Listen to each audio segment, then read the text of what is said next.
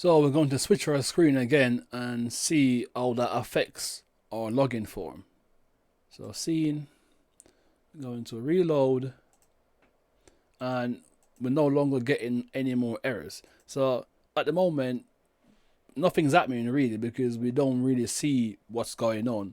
And this is also something to do with the feedback that we're not getting, because when we built our template, we didn't actually pass a means to actually get any feedback. So we're going to be putting that in our template so we can see what message this is spitting out.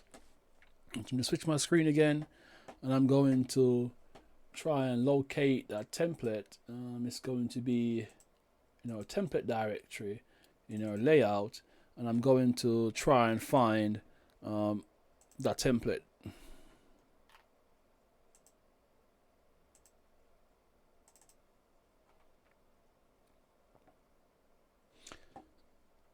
And I'm going to actually pass in the function or the method that's going to display that message for us. And I know we've not yet touched onto some of these stuff, but I'm going to say curly braces, and it's going to be @. Now curly braces @ is how we call any internal template function that I've actually created to extend our HTML capabilities. So I'm going to say template, it's going to be template extension, and the extension that I want to call is a UI kit extension, and it's going to be UI kit, and it's going to be flash message, just like so. And the reason why it's called UI kit flash message is because it's wrapped in UI kit elements with classes. So for example, we could create bootstrap extensions and call it bootstrap _ flash _ message, but by default I'm only working with UI kit CSS framework. So I'm going to refresh my form and see if this help us out to render any message that it might be throwing back. So I'm going to reload, and I'm getting an error. What's this error? Template extension on null. So call to a member function, template extension on null. Right, so that error that we're getting is because the template extension is looking out for two models, because the template extension contains variables that get passed to our template that include stuff like to deal with our roles and privileges, right? And we've got one of those two classes only declared. So we've got the users class, user model, but we've not got a permission model. So we can actually either go into the core part of the framework, and actually I think it's best if we just create that permission model and see if that is going to clear that error for us. So let's switch my screen again. In my models directory, I'm going to create that permission model. Permission model. And I'm simply just going to copy and paste what I've got in my user model and then fix it up in my permission model. Because as I'm saying, once you create one, it's pretty much going to be the same. So I'm going to change that to permission. The table is called permission, and we call this permission model. And we don't need this method because this method is only required in our user model class. Now I think the table is called permissions. I can quickly check that actually, just so I'm not getting it wrong. You can't see what I'm saying. I'm just quickly checking the name of that table, and it's called permissions. So got an S at the end, right? And going to create, while we're at it, we're going to create the permission entity, even though we're not going to be using it yet. But while we're in this class, let's just create it. I need an entity, and it's going to be permission entity, just like so. And I'm simply just going to copy what I got in here and paste it in here and change the name to permission entity, and that's pretty much all we need to do. So, and one more thing, actually, in our permission model, to change this particular entity to the permission entity, just like so, and it automatically brings it in for us as well, auto complete it for us as well, right? So as I'm saying, each model reference their own entity that we must create, right? That's important. So we've got our permission model. That's all it would take for us to get data from our permissions table. So we're going to reload and see if we get any difference. So reload, we're going to try and hit that login button again and see if we get any kind of feedback. Login, and you can see that we're getting some feedback at the bottom. It says user account does not exist, right? So we're getting some kind of feedback from our database. If I do something else like that, login, we're getting that same message, user account does not exist. Why is that? Because we should have actually had an account with that particular credential. So let's log in again, user account does, but at least we're getting some kind of feedback. I have to find out if I've deleted this user by accident. Shouldn't have, but it shows that now we're getting some kind of feedback, and it's just saying the user account does not exist. And obviously this is a flash message, so if I reload the page, it's going to disappear. If I click that button again, it's going to reappear, right? So these are flash messages so these are a flash message that is using the session that is built in to display this for us. And obviously there's no style, there's no CSS applied to it, so it doesn't really look all that good at the minute. But at least we're getting some kind of feedback, and it's saying that the user account does not exist. So we're going to be continuing trying to finish this security controller off, so we can then move on to the registration controller. Hopefully, I know these have been a bit long, but hopefully once we get to that stage, we know exactly the ins and out of creating models and controllers, right? And loading the dependency, the local dependency that each controller is going to require. So we're going to be pushing on with this video still, so don't go nowhere, stay tuned. Welcome back, and we're going to be cracking on again from where we left off yesterday, by sort of like trying to finish build off our security controller. But as you may have noticed yesterday when we wrapped it up, we were able to get a message back from our login form saying something like account does not exist. As I found out last night, that was an actual error as well, which I have not detected. So I want to quickly show you what that error was and explain to you what I've done to rectify it. So I'm going to jump back straight into it. You can see I've got my editor open again, and I'm going to go and find our user model file that we created, and in particular that email exists method that we also created, because that is where a little bug was, right? So I'm going to bring that file back up, and it's going to be in our models directory, user model. And yesterday we added as equal. So what we were saying was if result ID equal the ID is set as a second parameter, then return true. But that's where the bug was. This shouldn't be the case. The reason being, we're logging into the system using our email. We haven't got an ID, right? We're only logging in using an email. So what we're saying is if result ID equal that second parameter, then return true. And that's the reason why we were seeing no account found message. Well, that's not meant to be. It should be, or it was before, if result ID does not equal ignore ID, return true, because we're only sort of like trying to log in via an email. So that was the rectification on this particular model, this particular method.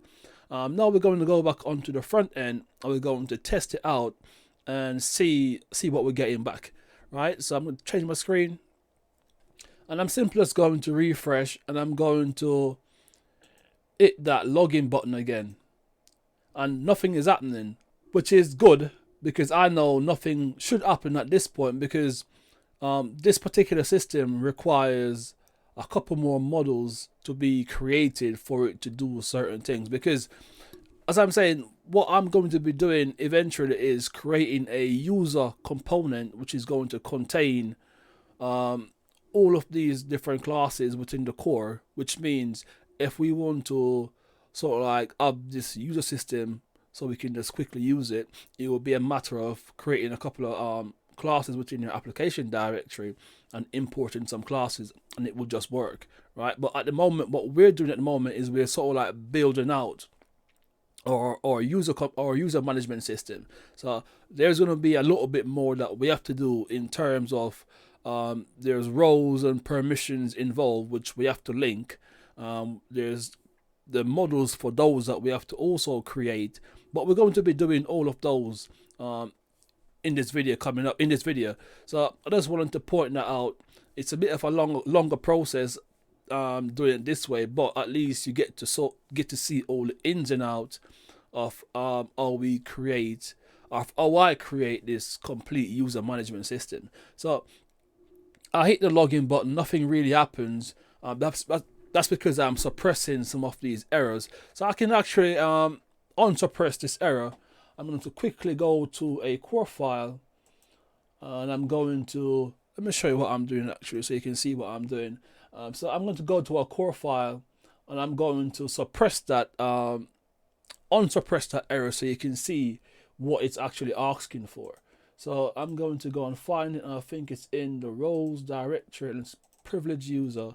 I'm going to uncomment this error and to go back to my main screen or my browser screen, and I'm going to reload, and you can see it right away. We're getting this message at the very top when we're saying that MagmaCore auth roles privileged user needs the relevant class app model user role model to exist in order to complete. So we've not yet created this user role model within our app directory. So we need to do all of these before we can sort of like successfully log in. But what I can also demonstrate is that by hitting this login button, we're also getting the user object back from a database, and I can also demonstrate that to you as well. Even though we've not yet completed the system, at this point, however, we are getting back the user object based on the email that we're submitting within the login form along with the password, and I'm going to demonstrate that to you as well. I'm going to comment this error back out. I've just commented back out that error, so I'm going to reload. That's going to disappear, but I'm also going to show you what I'm going to do as well. So I'm bringing back to the browser. Let's close this page down. Let's go to the Authenticator class. Right, this is the class that handles, you're not seeing me. This is the class that handles all the login. Right, this is where all the login single action class is calling this particular class to do all the validation and checking of the user existence before we sort of like return any object. But I'm going to walk you through it quickly. So I'm going to also bring up my domain, my login domain action class, and try and break it down a little bit more for you. So login action domain, and you can see at this point right here we're saying ControllerAuthenticator. Remember what I was saying about the controller? That is the first argument within the execute method, which is going to be the current object that the the current object that we're calling this execute method in, which is going to be our security controller. That's going to be the first argument, which is a this object operator, right? And we're calling a property that we've also defined within our security controller, which is called Authenticator. That is a property that gives us access to this Authenticator object, which is what we've got on this screen right here, right?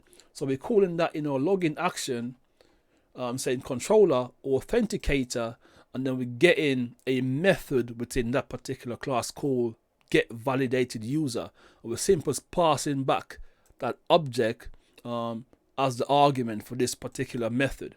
And in the Authenticator class, this is that GetValidUser method, and you can see the first argument is that object that we passed in, which is a controller, which is going to be the security controller. Also, other arguments that we've got in this particular method is optional. We can optionally pass in the email and password, but that's not what we're doing. We're using Symfony request object to sort of like get those submitted values from our form, and we're pulling them in. That we're sort of like taking them in. We're checking that they exist. Or better still, we're checking that we have not fill out the second and third argument. If they're blank or if they're null, we're going to use the request object to get the value that way. That way we can override these by passing values to these actual argument, because these will take precedent over the request object, right? Then we're calling this this validated user property. We're storing the this authenticate method, which is the method above, and it's the method that I'm going to demonstrate return or dumping that object when we hit the login button. So I'm going to say in this section right here, to say var dump. I'm going to kill the script at the end. I'm going to say this user, right? And I say this user because that's where we store this repository. File object by email is stored within this user property. So that's what we're going to be dumping out to the screen. So I'm going to change my screen again, and I'm simply going to reload. Then I'm going to hit login, right, and see what happens. Hit login. There we go. We're getting the entire user object dump to our screen. So we know once we hit the login button, it's going to validate our email address, verify our password, and once that is correct, it's going to return that object for us, right? But because it's not a complete system at this point, it doesn't actually do anything unless we create it. We create those other parts of this particular user system so we can actually log in properly, right? So I'm going to bring it back to my editor.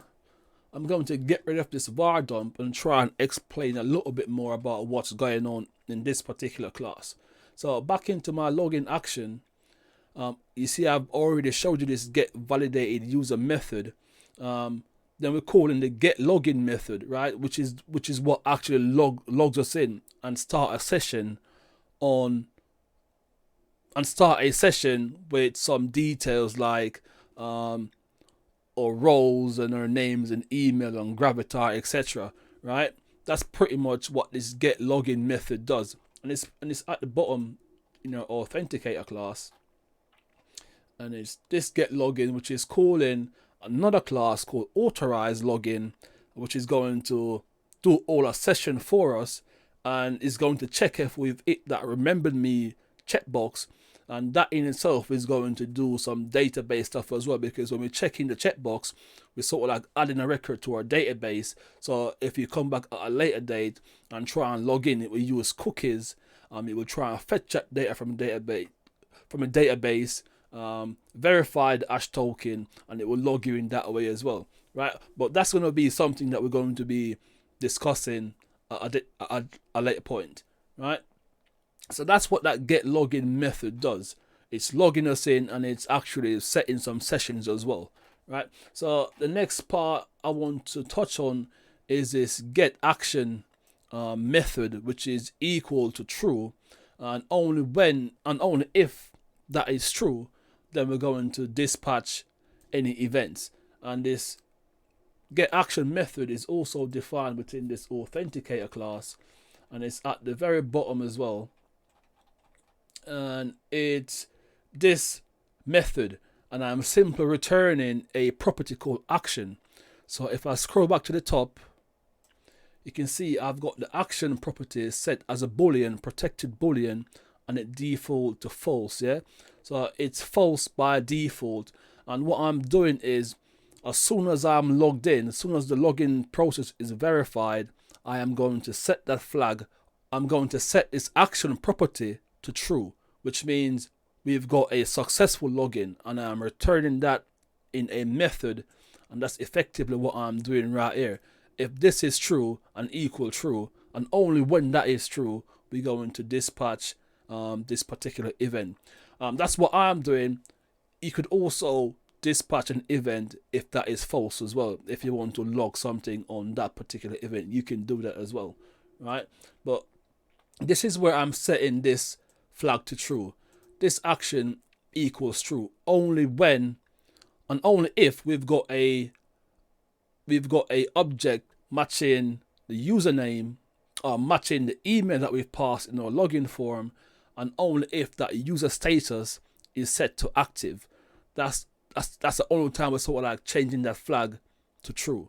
Otherwise, it's going to be false by default. It only becomes true when we successfully log in and that user has got a status of active, because the status is a field or a column in our users table, and there's 4 different statuses you can have. It could either be active, pending, lock, or it could be trash. But active mean your account is active, you can log in successfully, and you've got no problem. Only then we're setting this flag to true, right? So we can return that method and check it like what we're doing right here before we dispatch any events. So you can see this authenticate method takes in email and takes in the password, and we're simply calling this method within the GetValidUser, which is this method right here, and we're passing in those email and password as the argument. So as I was saying earlier, with these 2 arguments, so long as they're not null, or if they're null, we're going to use a Symfony request object to actually get the email and get the password. So what we're saying is, if email, which is this particular argument, is not null, then we're going to use it. We're going to use the value set within that email variable. Else, we're going to use our request variable, which is request variable right here, which contains the request object. We're going to use a get method and get the email for the email field from our login form, and same for the password hash field on our login form as well. And we're going to get the value from those, and we're going to pass it to this authenticate method, right? And this authenticate method above is then going to pass those value as an array to this validate method, right? That's where the validation is going to take place, and that happens before we do anything else. And this validate method is at the bottom down here, where we're sort of like validating the email, and if it's invalid, we're going to use our error object to display an error based on this array key. And if I bring you or open up our config directory or error.yaml file, you'll see we've got a bunch of error keys, and stored within those error keys is the actual string that you're going to see pop out on your screen if you're getting an error, right? So these are all the keys and these are all the values. So back into the Authenticator class, you can see that we're checking if the email exists, or checking if the email is valid. If it's not valid, we're going to store that error within this property, which is an array, which we also define at the very top, protected array errors equal to, well, protected array, because we sort of like type into we're giving the actual property a data type of an array, right? And we're calling, and we're sort of like storing it as an initializing an empty array on that property, right? So whenever time we get an error, we're going to store that error as an array within that property, just like what we're doing right here. And that method that we created yesterday, the email exists, we're also using that as well. So if the email does not exist, we're going to also store the array, store that message, that error message within this array as well, right? Then if we get past this stage, we then go down to the password hash checking, and we're checking that the password exists, we're checking that it's not empty, and we're also checking that you've not failed logging in 3 times. If it does, if you are like sort of logging 3 times, it will time you off for like 30 seconds, and then it will allow you to log in again, right? And this is where we're actually checking that the password is valid and it matches what we've got in our database. And if it doesn't, it's going to output this error invalid credential. And by default, we're just going to return an error. If we've not been successful, we're just going to return an error anyways, right? So once we do all of our validation, I'm returning this property as a method as well called getErrors, right? And returning that property, it's going to return an array as the return type, and we're simply returning this errors within this getErrors method. I'm going to show you where we're sort of like dispatching those errors. So back at the top in our authenticate or validate method, once that is checked, we're simply going to say if the errors were empty, only if they're empty, then proceed to try and find that user and return a active object.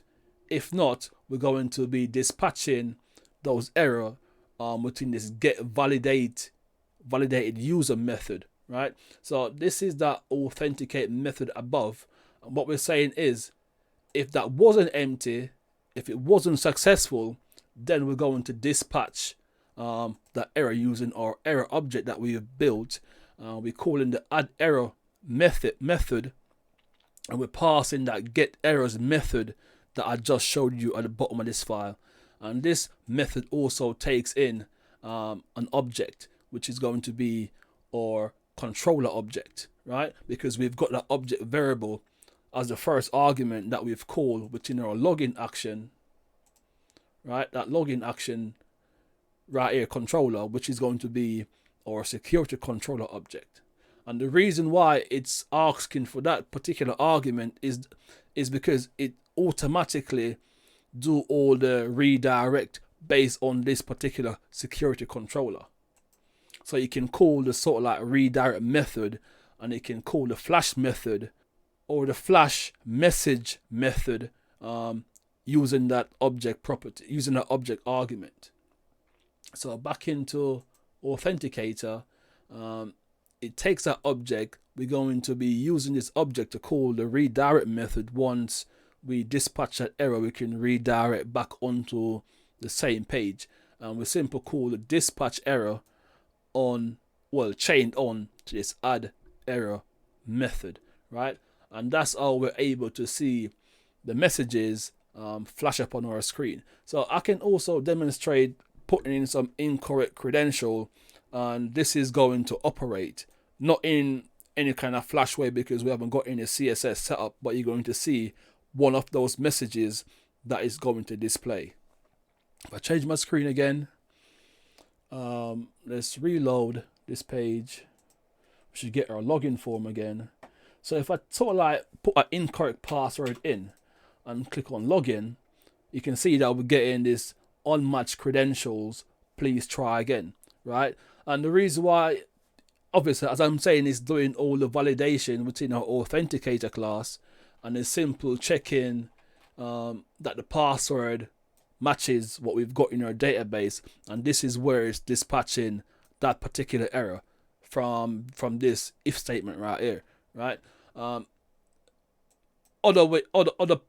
if statement will also dispatch its own message, but this message is pretty vague. It doesn't say your password is incorrect, and this is what you will see on many sort of like login system. You will not see something specific like your password was incorrect, because then it's sort of like telling potential hackers what the actual error is coming from. So it's sort of like being a bit vague by saying the credentials did not match. So it's up to you as the valid user to sort of like verify which one is incorrect, because if it's your account, you will know if your email is right, and you will try your password again until you get in.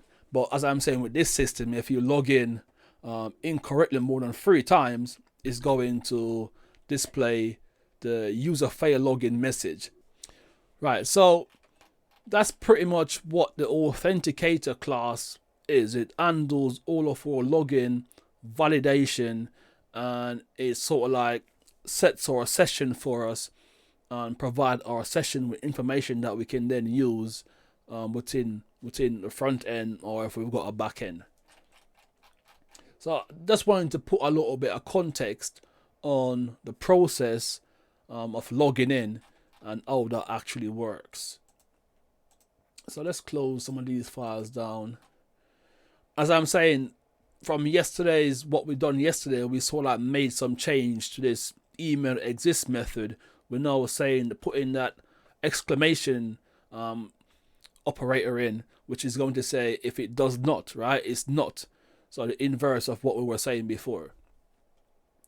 So that's the only change that we're sort of like making from what we did yesterday, which is just to change what we did right here to what you can see on your screen right now. So let's close this down.